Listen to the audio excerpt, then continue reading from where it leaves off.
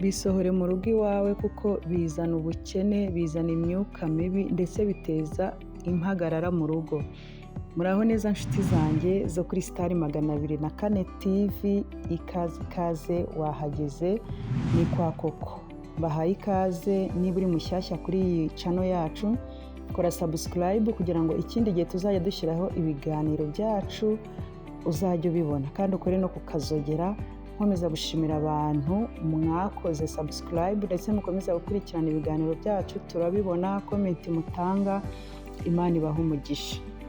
Uyu munsi rero nabateguriye ibintu dukwiriye gusohora mu ngo iwacu, kuko ni ibintu bizana amahoro make, ni ibintu bitera inyatsi, ni ibintu bibi, kandi wowe ukaba ubitunze ubona ari ibintu biri aho bisanzwe, ariko ni ibintu Satani ashobora gukoreramo akakubuza amahoro, ndetse akaba yatuma n'imigisha mishyashya itinjira. Wakwibaza uti se ibyo bintu ni ibiki? Ikintu kiri ku isonga ni imyenda ishaje, imyenda mutagikoresha, imyenda mutacyambara, kabone nubwo yaba idashaje ariko ari imyenda mutagikoresha. Kwa kundi uba uyibitse ugasanga ubitse nk'imyenda yo muri 2015, aho ngaho za 2020, ngo uracyayibitse, ntabwo yambara, nta nubwo wayitanze ngo yihe abayikeneye. Urayireba ukabona nyine ntabwo ikiri size yawe, ntabwo ibikwira, cyangwa se yaranacuye ukumva ntiwayambara, ariko ugakomeza ukayibika. Iyo myenda rero ntabwo ari myiza mu nzu, kubera ko nta kimaze, nta kikora, nta kintu nyine, usibye no kubifasha umwanya mu nzu, ishobora no gutuma haba umwanda, hakazamo imbeba, hakagira gute. Ariko mu buryo buri spirituel cyangwa se mu buryo bw'umwuka, iyo myenda ikurura imyuka mibi. Hari imigisha ishobora gukumira, kubera ko ntago warekuye, ntago wasohoye ibitagifite umumaro mu rugo rwawe ngo ubivanemo, wabirekeyemo. Usibye no kuba wakwibaza ngo uyibaza impamvu, ni iyihe mpamvu ukibibitse kandi utakibikoresha? Hari abantu bakeneye imyenda yo kwambara. Niba udafite n'umutima wo kuyitanga, yigurishe, kuko hari abantu birirwa bazerera muri quartier bavuga ngo imyenda ishaje, ibikweto bishaje, ibintu nk'ibyo. Ariko bibaye byiza wayitanga ugakorera uwo mugisha, kuko hari abantu bambaye ubusa, bakeneye kwambara. Wowe iyo myenda ubona utagikeneye, iyo myenda ubona itakiri iyawe, hari undi muntu arisengesha, arimo gusenga avuga ngo Mana nyambika. Iyo myenda rero uracyayibitse, kandi hari abantu bayikeneye.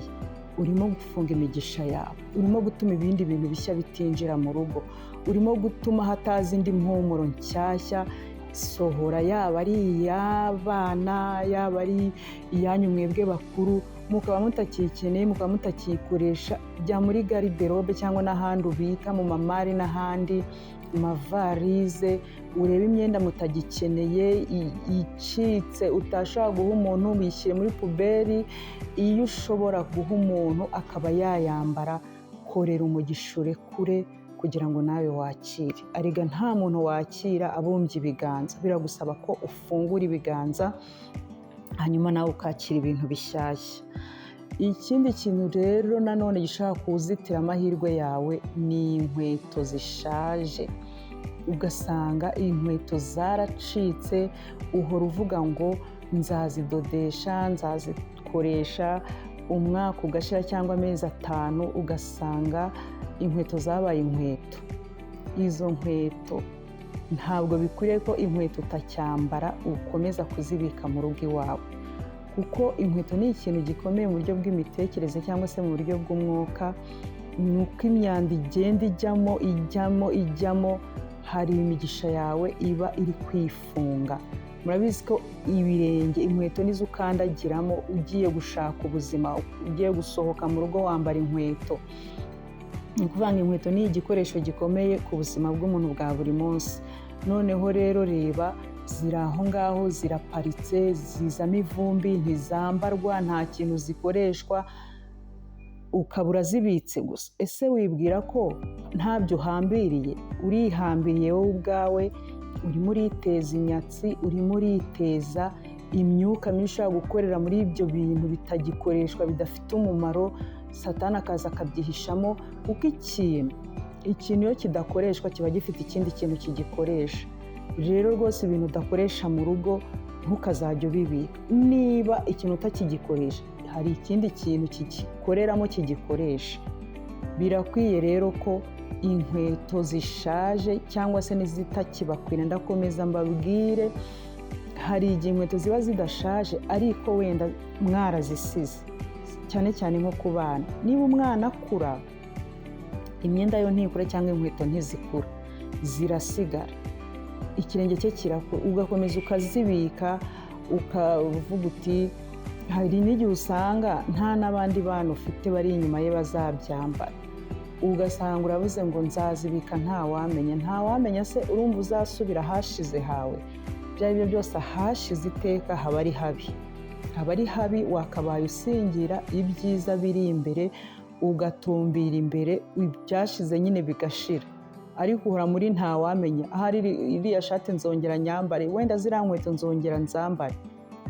Urumva se uri mu iterambere cyangwa urimo urasubira inyuma? Niba wumva ko ibintu wambaraga muri 2020 cyangwa na 2019 n'umunani ukumva uracyabikunze, uracyabiharaye, menya ko ntaho uri kujya. Singira ibiri imbere, reba imbere, rekura kugira ngo wakire ibindi bishyashya. By'umwihariko inkweto zishaje, inkweto zicitse, zikurura imyuka mibi, zifunga imigisha, kuko inkweto nizo umuntu yambara akagenda akajya gushaka ubuzima, akajya gushaka umugisha wo uherereye. Rero niba uziparitse aho ngaho utazikoresha, menya ko hari ibindi bintu biri kuzikoreramo. Zisohore rero, izo ugomba gutanga uzitange, niba nta buntu ugira uzigurishe, ariko sohora mu nzu yawe ibitagira umumaro ubiyuzuyemo, kuko iyo utabikoresha haba hari ikindi kintu kiri kubikoresha. Hanyuma rero ibindi bintu ni ibintu by'amatasi, ibintu byo mu gikoni byagiye bimenekaho, ibirahuri byahongotse, itasi yacitse umukondo, isafuriya yatobotse, ibintu nk'ibyo ugasanga urabibitse just uri kubireba gusa byuzuye aho ngaho. Ibyo bintu nabyo bisohore, bituma udatera imbere. Itasi yacitse umukondo ariko ukomeza kuyihambiraho, ikirahure cyarahongotse ukomeje kukihambiraho. Usibye no kuba icyo kintu ushobora no kukinyweramo kikaba cyagukomeretsa, cyangwa kigaheraho kimeneka kikaba cyakomeretsa abana, ariko no mu buryo bw'umwuka ibintu byamenetseho ntabwo ari ibintu byo gutunga mu nzu yawe. Bisohore bigende, kugira ngo ugure ibishyashya, kuko ushobora gukomeza wibeshya ukavuga uti mfite ibyombo, kandi ni ibintu byamenetse gusa wikoreye, ariko bisohore, kuko ibyo bintu bituma ibishyashya bitinjira. Cyangwa se ugasanga hari ibintu by'amateka wiboheyeho, nk'iyo tase tuvuge wenda ni nk'umuntu wayiguhayemo gift, noneho yameneka ugakomeza ukayihambiraho ngo ni gift. Yes, yari gift mu gihe nyine yari gift, yari igifite umumaro, yari igifite ibintu ikoreshwa. None rero yaramenetse, kuyitereka hariya ngo just ngo nzajya nyireba ngo nibuke ko runaka yayimpaye, urimo uridindiza, urimo kwidindiza. Sohora ibyo myanda, sohora.